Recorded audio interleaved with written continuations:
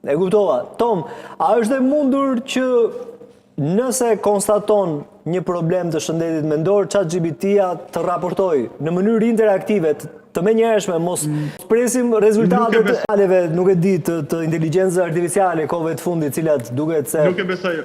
ChatGPT-ja mund të dalë në konkluzione makro, po jo në konkluzione mikro për shëndetin mendor. Mund thotë që X% e popullsisë pyet për të gjendje. Jo, nuk më kuptuat. Unë shfaq element vetvrasës në komunikimin tim të ChatGPT-s. Unë jam vetëm sondazh apo në këtë moment në mënyrë automatike ChatGPT-ja mund të raportoj, qoftë tek një autoritet, tek një profesionist, psikolog, apo dhe tek familjarët mi. Momentalisht ChatGPT-ja raporton në institucionet ligjzbatuse vetëm kur është për statistik, tentat për vrasje. Për statistik. Për siguri mendore besoj se është statistik. Është e vështirë që ta zëvendësoj një profesionist inteligjencë artificiale. Kjo po, madomendja është temë tjetër, po tani sfidat që po përballemi me futjen në jetën tonë përditshme të ChatGPT-s dhe të inteligjencës artificiale, po bëhemi më mirë apo po bëhemi më keq?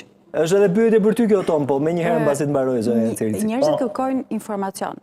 Dhe ajo i përgjigjet pra edhe në mënyrë të kulturuar, që do të thotë që e bën sa më të vërtetë, i afrohet sa më shumë njeriut. Dhe kjo është edhe më e rrezikshme.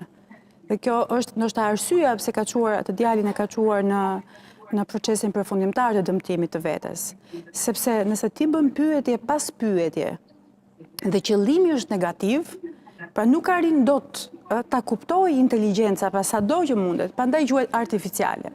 Pra një profesionist nuk zëvendësohet asnjëherë nga një lloj inteligjente, sa do të përmirësohet ajo, sepse do të cilë dëme, pra gjatë zhvillimit të saj, do të cilë dëme të shëndetit mendor, të proceseve të menduarit, që asnjëherë nuk do të jetë në gjendje ta kapi individin në atë format që po zhvillohet në mënyrë jo normale. Dhe prandaj është e vështirë. Këto janë statistika që tregojnë që shëndeti mendor ka nevojë për një lloj rëndësie, nuk ka nevojë për stigmatizim, nuk mund të themi që një person që ka një specifik shëndetit mendor, që merr medikamente, pa ato çfarë ne themi sot, nuk duhet punoj, nuk duhet të jetë pjesë e shoqërisë, ta izolojmë apo të presim procesin përfundimtar ku ai bën një tentativë vetvrasje ose kur vret dikë tjetër, dhe kjo është e rëndësishme, pra që ne duhet të shohim që shëndeti ynë mendor mund të rrezikohet edhe nga vetë inteligjenca artificiale. Dhe këtu sigurisht në dorë ka vetëm njeriu dhe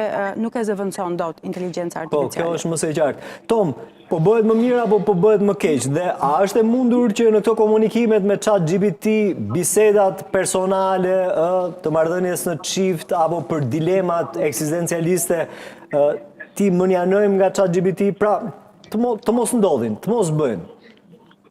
Shko, unë besoj që në